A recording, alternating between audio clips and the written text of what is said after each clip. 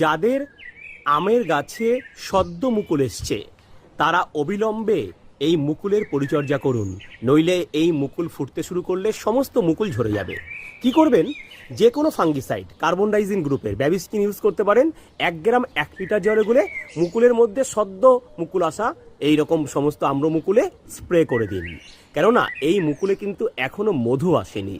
আর Confidor পেস্টিসাইডটি আপনারা সপ্তাহে একবার 1 ml 1 লিটার জলে গুলে স্প্রে করুন। এই রকম 2টো ডোজ স্প্রে করার পরেই যখন এরকম মুকুলগুলো ফুটতে শুরু করবে তখনই কিন্তু মুকুলে চলে আসবে মধু, আর এই মধু খেতে ভিড় করবে নানান রকম কীটপতঙ্গ। তখনই কিন্তু আপনারা আর এই মধুযুক্ত মুকুলে কোনো রকম কোনো ফাঙ্গিসাইড বা পেস্টিসাইড স্প্রে করবেন না, তাহলেই আপনার ছাদ বাগানের প্রচুর আম আসবে, গুটিও হবে প্রচুর।